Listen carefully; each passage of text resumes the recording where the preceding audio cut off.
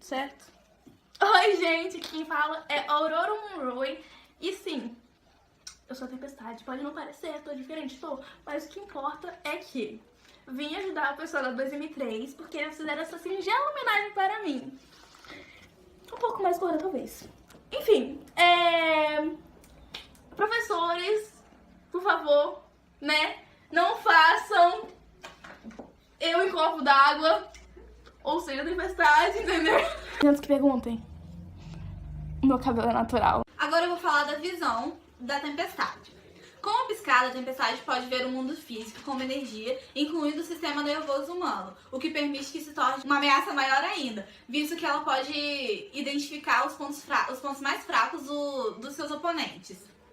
Além disso, ela pode alterar sua percepção visual para ver o universo como um padrão de energia, detectando o fluxo de energia eletromagnético, termal ou cinético. Os raios-x são um tipo de radiação de alta energia com capacidade de penetrar em organismos vivos e atravessar tecidos de menor densidade. Ele é absorvido pelas partes mais densas do corpo, como ossos e dentes. Aparente como raio-x, que é a melhor lógica para as habilidades da visão de Tempestade, ao piscar os olhos, vê tudo e todos como forma de energia. E com isso, contendo os locais mais vulneráveis dos seus inimigos, fazendo-a ser uma oponente difícil de lidar no combate. Agora eu vou falar do controle de forças naturais. Os eventos climáticos que foram citados antes não são tudo que a Tempestade consegue controlar. A sua habilidade de manipular as forças naturais é bem extensa, sendo que o total alcance de seus poderes ainda não foi muito bem definido, não se sabe ao certo até onde vão os poderes dela. Já foi mostrado em mais de uma ocasião que ela pode controlar correntes marítimas, energia eletromagnética e até mesmo ventos e tempestades solares. Durante esse processo, ocorre a liberação de prótons e elétrons, que são atraídos e acumulados em outros campos magnéticos. A grande concentração de prótons e elétrons pode desencadear uma tempestade solar, liberando através de uma grande explosão dessas partículas superaquecidas. Ela é muito poderosa e não existe algum tipo de medida para dizer ao certo o quão forte ela tem se tornado. Agora a gente vai comentar da habilidade atmocinese, conhecida como mutação de Ororo. A atmosfera, o clima, né, é movido, assim, pelo seu humor. Então ela tem que controlar muito as suas emoções para que acidentalmente não mude o clima. Então, assim, se estiver chovendo muito ou não estiver chovendo, se ela quisesse decidir, ela poderia simplesmente começar uma tempestade. E como na física começam as tempestades? A tempestade começa com uma seguinte nuvem, separada de outra, uma abaixo e outra acima. A acima fica com uma carga positiva e a de baixo fica com uma carga negativa.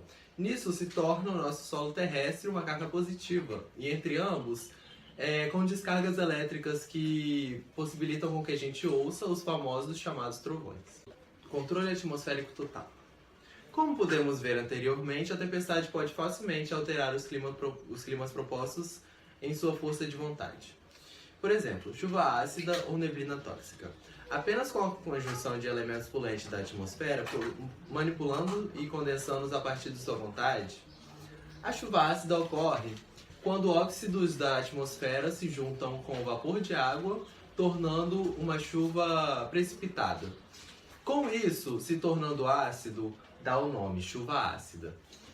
E dependendo do ódio que ela sinta, um ódio tão forte com seus inimigos, ela poderia extingui-los, pois a chuva ácida ela acaba com monumentos, estruturas e até mesmo com animais terrestres e marinhos, pois os poluentes atmosféricos são muito fortes e eles não conseguem se adaptar a esse tipo de estilo de vida.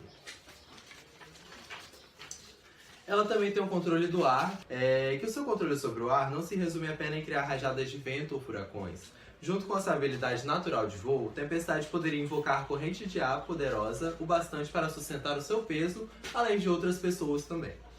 O que permite voar em alta velocidade. Mas, além disso, a mutante consegue manipular o ar até mesmo dentro do pulmão de qualquer tipo de pessoa, sendo capaz de controlar a pressão dentro de sua vítima e causando uma dor intensa ou até sufocando.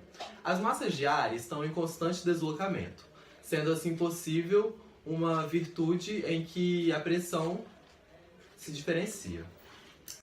Os poderes dela fazem uma lição muito grande que ela é até considerada uma mutante nível ômega, ou seja, os seus poderes têm uma dimensão incalculável.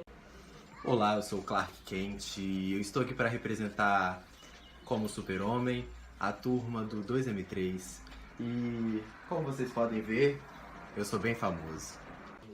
Eu vou falar sobre algumas habilidades do Superman, o Kal-El.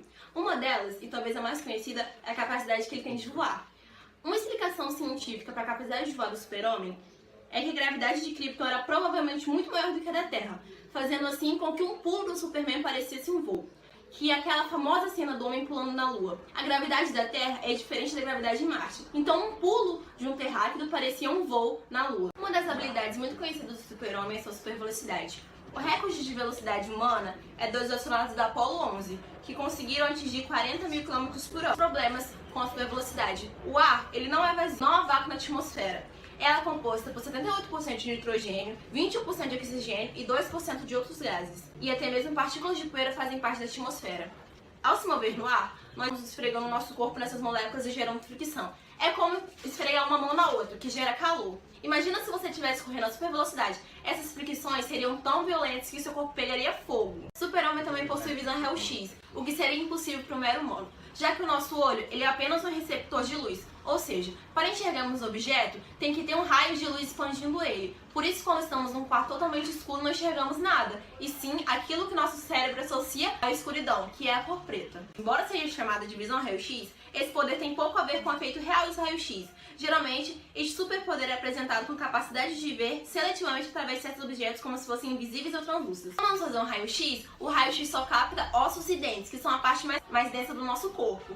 Na visão raio-x do Super-Homem, o raio-x serve para ver as coisas como se fossem translúcidas, ou seja, ele consegue enxergar objetos atrás de uma porta, consegue enxergar os órgãos de uma pessoa só de olhar. Isso não seria possível. Então, essa visão dele não é totalmente associada ao raio-x que nós temos na nossa vida, e sim uma coisa mais mística criada pela DC Comics.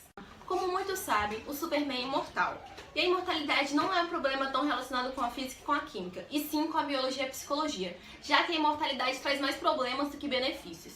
Alguns estudos comprovam que daqui a 10 anos o Sol vai explodir, tornando a Terra em milhares de pedacinhos. Superman, sendo imortal, sobreviveria a isso e ficaria em órbita no espaço para sempre.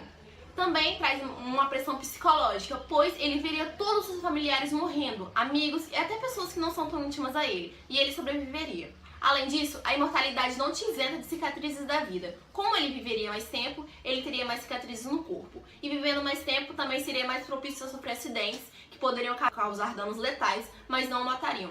Ele poderia perder os olhos, perder a perna, perder a boca, mas ele continuaria vivo, mesmo faltando órgãos e partes do seu corpo, o que seria muito desconfortável. Os nossos músculos crescem naturalmente por hipertrofia do tecido conjuntivo, aumentando o sarcoplasma, líquido que preenche espaço entre fibras musculares e o tecido conjuntivo. O problema é que isso tem um limite e o seu corpo impede um grande crescimento muscular. Isso mesmo, o seu corpo está conspirando contra você, impedindo que você fique saradão. Os nossos corpos fazem isso produzindo uma substância chamada miostatina. O problema é que a hipertrofia tem um limite, ou seja, ela para um certo ponto, impedindo que você fique mais saradão. O nosso organismo faz isso produzindo uma substância chamada miostatina. Alguns cientistas estudam o fato de retardar a miostatina no nosso corpo, para que a gente consiga ter mais força. Alguns animais já fazem isso, como por exemplo o Blue Ball, que é aquele touro super forte, geralmente é usado em embalagem de energético, como a Red Bull, etc. Não é uma vantagem para ele, e sim uma deficiência no organismo. Os cientistas procuram estudar isso para que nós, seres humanos, conseguíssemos retardar nossa miostatina para ficarmos mais poderosos. Mas mesmo assim não ficaremos a ponto do Super-Homem.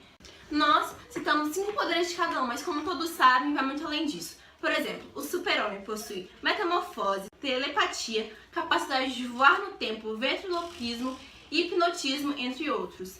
Já as da tempestade são atmocínese, hidrocínese, criocínese, voo, força de vontade, resistência telepática, conexão com a Terra, visão de energia, potencial mágico, poderes da divindade da fé e boa sorte, que foi deixado pelos seus ancestrais como herança para ela.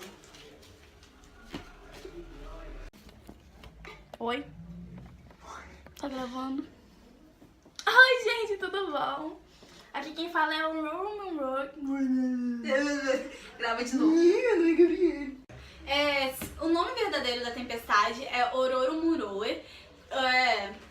Seus pais... Ai, gente, parece que eu não consigo falar só quando tem alguma coisa assim, eu esqueço.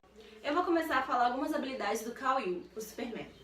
Uma delas, e a mais conhecida, é a capacidade que ele tem de voar. O negócio caiu. Eu vou falar alguma... Agora, eu vou falar dos poderes Pera, calma, vamos começar. Vou dar uma pausinha pra ir começar. Era só isso que eu queria falar.